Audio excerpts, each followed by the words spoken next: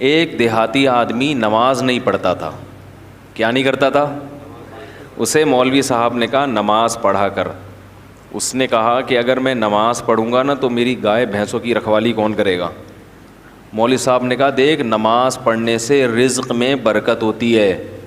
تو نماز جب پڑھے گا تو تیری بھینسیں اور زیادہ دودھ دیں گی کیونکہ اللہ کی عبادت سے برکت ہوگی. تو ایک دن اس نے کہا چلو ٹرائی کرنے میں کوئی حرج نہیں ہے. فجر کی نماز پڑھی, گھر گیا تو ایک بھینس مر گئی. بھینس کیا ہو گئی؟ اس نے کہا یہ کیا ڈرامہ ہے یار. مولوی صاحب کے پاس آیا کہ آپ نے تو کہا تھا بھینسیں دودھ دیں گی, میری تو بھینس مر گئی. مولوی صاحب نے کہا اصل میں اللہ تمہارا امتحان لے رہا ہے کہ تم کتنے مضبوط ہو ایمان میں. تو ایک دو ہوگا پھر اس کے بعد ڈبل ہو جائے گا دودھ.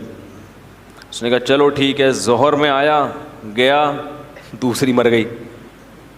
پھر امام صاحب کے پاس آیا. امام صاحب نے کہا ابھی امتحان کی کچھ کڑیاں کیا ہیں, سخت کڑیاں ہیں اور یہ ابھی کچھ گھڑیاں باقی ہیں امتحان کی.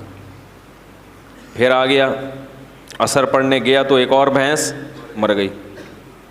تو ایک کٹا ہوتا ہے نا بھینس کے چھوٹے چھوٹے بچے, وہ بہت شور مچا رہا تھا.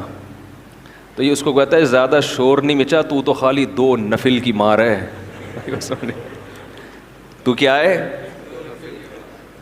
یعنی تیرے پیرنٹس کو مارنے کے لیے نا 4 فرض پڑھنے پڑے ہیں. وہ بڑے بڑے بھینسے تھے, تو اتنا سا ہے 2 نفل پڑھوں گا اور مر جائے گا.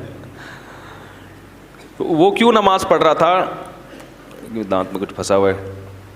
اس کے ذہن میں یہ بات بیٹھ گئی تھی کہ بھائی عبادت کرنے سے رزق میں برکت ہوگی. حالانکہ وہ یقیناً برکت ہوتی ہے, مگر عبادت رزق میں برکت کے لیے نہیں کی جاتی. وہ تو کرنی ہے, بھینس مرے یا زندہ رہے, فجر بھی پڑھنی ہے, ظہر بھی پڑھنی ہے, عصر بھی پڑھنی ہے, مغرب بھی پڑھنی ہے اور عشاء بھی پڑھنی ہے. کیوں؟ اس لیے نہیں کہ رزق میں برکت ہو. ہم نماز اس لیے تھوڑی پڑھتے ہیں, اس لیے کہ جو کھلا رہا ہے پالیسی بھی اسی کی چلے گی.